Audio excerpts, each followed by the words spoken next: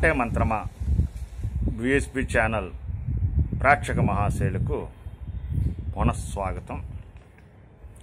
గడిచిన ఎన్నో వేదికలపై మాటే మంత్రమా అనేక విషయాలను మనం చర్చించుకున్నాం. ఎదుటి వాళ్ళని మంత్రముగ్ధులు చేయగలిగిన మన మాటల్ని, వాటి ప్రభావం ఎలా ఉంటుందో కూడా మనం కొన్ని సందర్భాల్ని ప్రస్తావించుకున్నాం. అసలు వేదిక మీదకొస్తే వేదిక మీద ఎలా మాట్లాడాలి? మనం వేదిక అనుకుంటున్నాం. అసలు వేదిక మీద ఎలా మాట్లాడాలి అంటే పబ్లిక్ స్పీకింగ్. ప్రపంచంలో అధిక శాతం మందికి ఉన్న భయాల్లో పబ్లిక్ స్పీకింగ్ ఒకటి. ఈ భయాన్ని అత్యంత స్పీడ్గా పోగొట్టుకోవాలని చాలామంది అనుకుంటారు. కొంత ధైర్యం, కొద్దిపాటి శిక్షణ ఉంటే వేదికలెక్కి మనం వీరవిహారం చేయొచ్చు. ఇది అక్షరాల నిజం. ఒక చిన్న విషయాన్ని గమనించండి. నలుగురితోటి కూర్చుని కబుర్లు చెప్పే వ్యక్తి, ఆ నలుగురు తన ముందు ఉండి ఇతని స్టేజ్ మీద మైక్తో మాట్లాడాలంటే దద్దల్లాడిపోతాడు. ఏంటే స్టేజ్ ఫీరింగ్.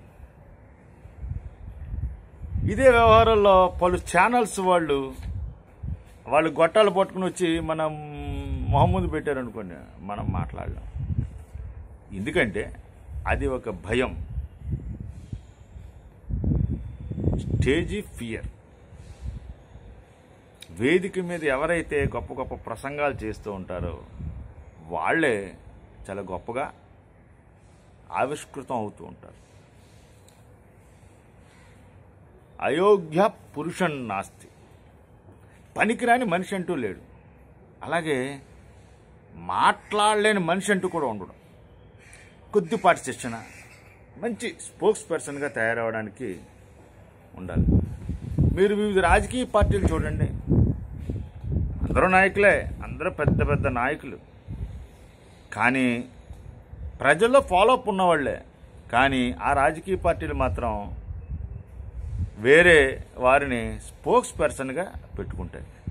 ఎందుకంటే వారికి ఆయా అంశాల మీద తగిన పట్టు ఉంటుంది. అదేవిధంగా మాటల్లో శ్రావ్యత, ఎక్కడ తగ్గి మాట్లాడాలి, ఎక్కడ హెచ్చి మాట్లాడాలి అనే ఒక రకమైన వైబ్రేషన్ స్కిల్స్ వాళ్ళలో ఉంటాయి. వాళ్లే వేదికల ముందు కనిపిస్తూ ఉంటారు.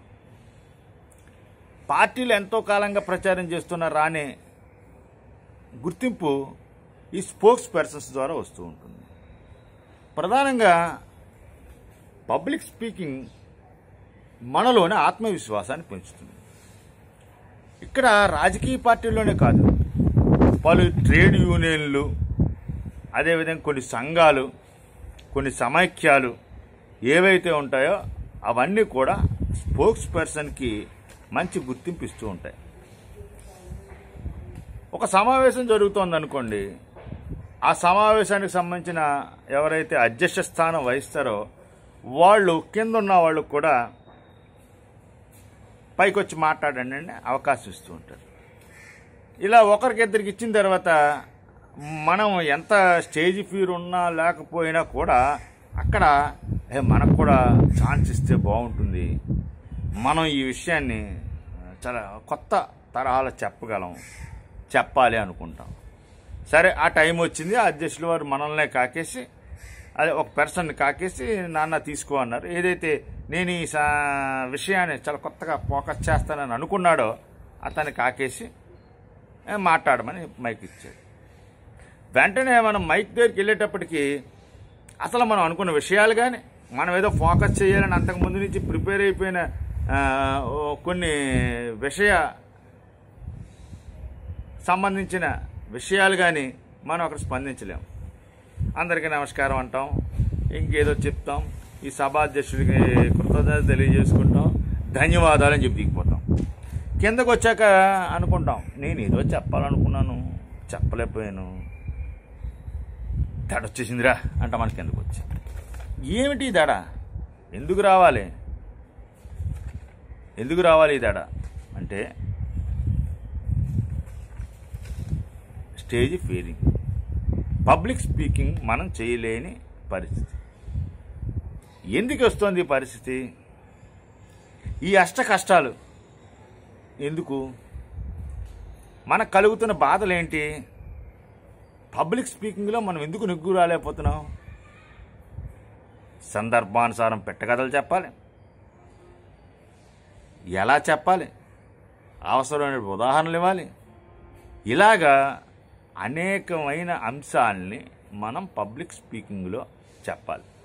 అప్పుడే మనం హీరోలుగా నిలుస్తాం, ఒక మంచి స్పోక్స్ పర్సన్గా నిలుస్తాం, సమూహంలో సమాజాల మధ్య మనం నిలుస్తాం.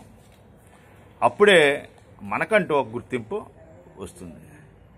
ఆ గుర్తింపు రావాలి అనుకుంటూ ఉంటాం. దానికి ఆధారాలు, ప్రధాన ఆధారాలు మన మాటలే. మాటే మంత్రమా? మన మాటలే ముగ్ధ మనోహరంగా మంత్రాల్లో చెప్పగలిగితే, పబ్లిక్ స్పీకింగ్ని మనం జయించగలిగితే ఖచ్చితంగా మనకి సమాజంలో గుర్తింపు వస్తుంది. సరే, అష్ట కష్టాలు పడుతున్నాం కదా ఈ పబ్లిక్ స్పీకింగ్ కోసం. ఎందుకు ఈ పరిస్థితి? అసలు ఈ అష్ట కష్టాలు ఏమిటి? పబ్లిక్ స్పీకింగ్లో మనం పబ్లిక్గా మాట్లాడుకోలేకపోవడానికి ఎందుకు ఈ అష్ట కష్టాలు మనల్ని భయభ్రాంతులను చేస్తున్నాయి? నమస్కారం. వచ్చే వేదిక మీద ఆ అష్ట కష్టాలని తెలుసుకుని ఆ అష్ట కష్టాలను ఎలా జయించాలో తెలుసుకుందాం. మంచి స్పోక్స్ పర్సన్స్గా మనందరం తయారవుదాం. విఎస్పి ఛానల్ మీకు అవకాశాన్ని అందిస్తుంది. వచ్చే వేదికమే మరో అవకాశాన్ని తీసుకుందాం. నమస్కారం.